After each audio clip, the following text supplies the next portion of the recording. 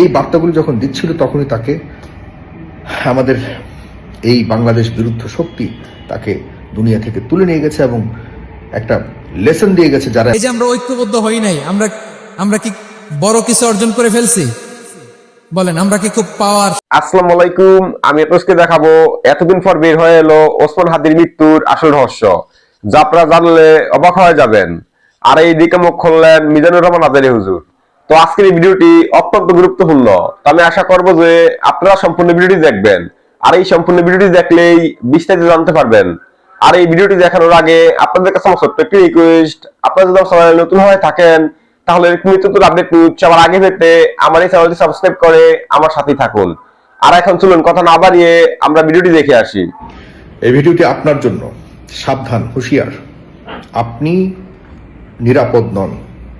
এ কারণে বলবো, শরীফ ওসমান হাদি, আমাদের ভাই শহীদ শরীফ ওসমান হাদি, যে 24-এর পর বাংলাদেশকে গণতান্ত্রিক একটি বাংলাদেশ দেখবার স্বপ্ন দেখেছিল এবং নিজে জীবন বাজি রেখে জীবন দিয়ে সে প্রমাণ করে গেছে যে এই দেশে মানুষ নিরাপদ নয় যতদিন না পর্যন্ত ভারত মুক্ত, ভারতের আগ্রাসন মুক্ত হবে, যতদিন পর্যন্ত ফ্যাসিস্ট মুক্ত হবে, যতদিন পর্যন্ত অগণতান্ত্রিক চর্চা মুক্ত হবে, ততদিন পর্যন্ত এই দেশে কোনো দিন দেশ উন্নত হবে না। এই বার্তাগুলি যখন দিচ্ছিল তখনই তাকে আমাদের এই বাংলাদেশ বিরুদ্ধ শক্তি তাকে দুনিয়া থেকে তুলে নিয়ে গেছে এবং একটা লেসন দিয়ে গেছে, যারা এমনভাবে কথা বলবে তাদেরকে এভাবেই করা হবে। এ কারণে বলছি, আপনার জন্য করছি, আমার জন্য, আপনার জন্য আগে এই ভিডিওটা করছি, কারণ আপনি নিরাপদ নন। আপনার জন্য যেহেতু কথা বলছি, এরপর আমিও নিরাপদ নই।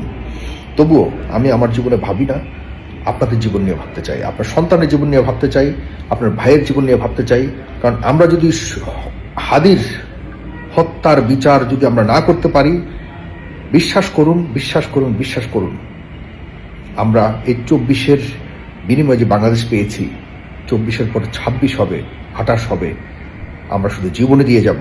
আমরা প্রকৃতপক্ষে যে 1971 সালে বাংলাদেশ ভূখণ্ড পেয়েছি, সেটি কোনো দিন স্বাধীন হবে না, হওয়ার কোনো ধরনের সুযোগ নেই। আমি মূল কথায় আসি, যদি বলি হাদির হত্যার বিচার হবে না হবে এ নিয়ে এখন কোথাও কোনো কথা হচ্ছে না। আপনি দেখুন, হাদির পরিবারকে কেনাকাটা চলছে, হাদির বড় ভাইকে কিন্তু বড় বড় লোভ দেওয়া হয়েছে, হাদির বোনকে লোভ দেওয়া হয়েছে, হাদির স্ত্রীকে, আমি জানি না, যদিও হাদির স্ত্রী বলছে ইদানিংকালে আপনারা দেখেছেন তাদের পারিবারিক ফেসবুক স্ট্যাটাসে কিন্তু তারা একে অপরের বিরুদ্ধে বহুত কথা বলছে। কখনো কল্পনা করিনি যে এই ধরনের পরিস্থিতির মুখে পড়বে হাদির পরিবার। হাদির বড় ভাই, তিনি অলরেডি সরকারি চাকরি নিয়ে ইউকে চলে যাওয়ার কথা, এবং সেসব কথা নিয়ে বলতে চাই না। খুব বিচ্ছিরি কাণ্ড হচ্ছে তাদের মধ্যে, নিজেদের মধ্যে কাদা ছড়াছড়ি হচ্ছে। মূল কথা হলো, আমি ওদের পরিবারের চেয়েও, কারণ হাদি কিন্তু শুধু হাদির পরিবারের ছিল না, হাদি কিন্তু সারা বাংলাদেশের কণ্ঠ ছিল, হাদি আমার আপনার কণ্ঠ ছিল, হাদি বাংলাদেশের স্বাধীনতার কণ্ঠ ছিল, হাদি বাংলাদেশের সার্বভৌমত্বের কণ্ঠ ছিল। যে কারণে হাদিকে শুধুমাত্র তার পরিবার বিলং করে না, আমরা সবাই তাকে বিলং করি। বাংলাদেশের হাজারো লক্ষ তরুণ যোদ্ধা, যারা গণতন্ত্রের সন্ধানে এখনো পর্যন্ত যুদ্ধ করে যাচ্ছে, যে কোনো ডাকে তারা এখনো পর্যন্ত প্রাণ দিতে প্রস্তুত, সেই লোকদের জন্য বলছি, আপনি, আমরা এক কথা বলেই যাব। তবে একটা মেটিকুলাস ডিজাইন আপনারা দেখতে পাচ্ছেন। এই পর্যন্ত হাদির মৃত্যুর পর বাংলাদেশের কোনো মিডিয়া হাদিকে নিয়ে বৃহৎ আলোচনা করেনি, কোনো মিডিয়াকে আলোচনা করতে দেয়া হয়নি, নাকি মিডিয়া নিজেরাই আলোচনা করেনি, কারণ মিডিয়া জানে যে এই বিষয়টি কারা ঘটিয়েছে বা ইত্যাদি ইত্যাদি। কি জঘন্য, কি দুঃখজনক! দেখুন, কোনো মিডিয়া হাদিকে নিয়ে কথা বলেনি আজ এতদিন পর্যন্ত। হাদির যে আসামি ধরা হয়নি, তার আসামিরা কোথায় আছে, হত্যার আসামিরা কোথায় আছে, সেই নিয়ে কোনো ধরনের চর্চা নাই, কোথাও কোনো চর্চা নাই। গণমাধ্যম সম্পূর্ণ নিশ্চুপ, হাদি গণমাধ্যম থেকে হারিয়ে গেছে। এবং হাদির ভাইকে কেনার জন্য সরকারের এজেন্ট কাজ করছে। আমরা জানি যে হাদির ভাই হাদির হত্যাকারীদের বিচারের জন্য শাহবাগে আপনারা অবস্থান করছেন, অন্যদিকে হাদির ভাই যুক্তরাজ্যে যাওয়ার জন্য প্রস্তুতি নিচ্ছে। হাদির স্ত্রী, দেখা যাচ্ছে যে গতকালকে একটা স্ট্যাটাস দেখলাম যে হাদির ভাইকে বলছে, আমার সন্তানকে নেবেন না, আমি শুধু আমার স্বামীর হত্যার বিচার চাই। এই পরিস্থিতি চলে গেছে। কিভাবে হাদির হত্যার বিচার করা হবে? সরকার যদি এর মধ্যে থাকে, সরকারের যদি কোনো চেষ্টা না থাকে, কখনোই সম্ভব নয়। বর্তমান সরকার হাদির হত্যার বিচারের জন্য যে পর্যাপ্ত বলুন ন্যূনতম কোনো চেষ্টা করছে বলে আমি দেখি না।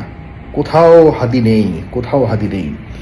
আপনারা যারা হাদির জন্য কষ্ট করছেন, যদি ষড়যন্ত্রের মধ্যেই তার পরিবারও পড়ে যায়, তাহলে হাদির বিচার আসলে কতটুকু চেয়ে রাজপথে আপনারা আদায়ের জন্য যুদ্ধ করতে পারবেন এবং এটিকে আদায় করতে পারবেন, এ নিয়ে শতভাগ সন্দেহ এখন আমার অনুভব। আপনার মনে আছে হাদির যখন এই হয়েছে, যুক্তরাজ্যে যখন তার ভাইকে রিক্রুট করা হয়েছে বলে একটা প্রজ্ঞাপন আমরা দেখলাম, সেটি দেখার সাথে সাথে আমি একটি ভিডিও করেছিলাম যে হাদি সোল্ড আউট।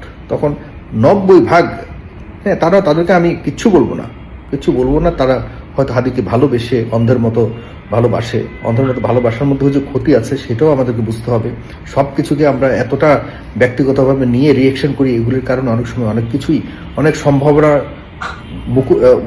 মুকুলে ঝরে যায়। আমাকে সবাই বলছে যে আপনি বেশি বোঝেন, কেন আপনি না বুঝে কথা বলছেন, হাদির ভাইকে জিজ্ঞাসা করে দেখুন, হয়তো হাদির ভাই জানে না। অথচ দেখুন আজকে হাদির ভাই ঠিকই প্রমাণ করেছে যে তার ভাই, মানে হাদির ভাই এখন চলে যেতে চায় এইসব ঝামেলা রেখে, সে আর তার জীবন নিয়ে শঙ্কায় আছে ইত্যাদি ইত্যাদি। এগুলো বলুন, হাদির ভাই হয়তো প্রয়োজন, কিন্তু হাদির হত্যার বিচার আমাদের করতেই হবে, এটা আমাদের প্রয়োজন। হাদির ভাইয়ের চাকরি প্রয়োজন, যাক। হাদির পরিবারের অন্য কোনো আর্থিক প্রয়োজন হতে পারে, কোটি টাকা এখন পেয়ে গেছে, আরো কোটি কোটি টাকা পাবে, বাড়ি পেয়েছে, কোটি টাকার ক্যাশ পেয়েছে, তারা পাক।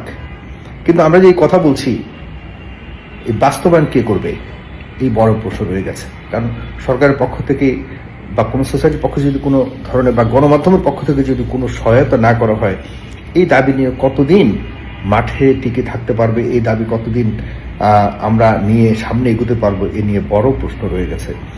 সুতরাং আমি জানি না আপনি আমি আসলেই কি নিরাপদ কিনা, হাদির জীবনের বিনিময়েও আমরা কি আসলেই আমাদের এই দেশের জনগণের এবং এই দেশের নিরাপত্তা, এই দেশের সার্বভৌমত্বের নিরাপত্তা অর্জন করতে ব্যর্থ হয়েছে কিনা, এই বড় একটি প্রশ্ন আপনাদের কাছে রেখে আমি ভিডিওটি শেষ করছি। ধন্যবাদ, ভালো থাকবেন। সবার কাছে একই প্রশ্ন, আপনারা অবশ্যই জবাব দিবেন, নিজেরাও প্রশ্নগুলো তুলবেন। এই দায় কার, এই সরকার কতটা দায় নেবে, রাজনৈতিক দলগুলো কতটা দায় নেবে, নতুন সরকার এসে আদতে এই ধরনের বিষয়গুলো নিয়ে কোন ডিল করবে কিনা, আমার তো মনে হয় না। আপনার মনে হয় কিনা সেটাও জানাবেন। সালাম। তো আমি আশা করছি যে আপনারা সম্পূর্ণ ভিডিওটি দেখেছেন। তো আপনাদের যদি এই বিষয় নিয়ে কোনো মতামত থাকে আমাকে অবশ্যই কমেন্টে জানাবেন। তো আমি এখানে ভিডিওটি শেষ করতেছি। তো দেখা হচ্ছে পরবর্তী ভিডিওতে। সে পর্যন্ত সবাই ভালো থাকবেন, সুস্থ থাকবেন। আল্লাহ হাফেজ।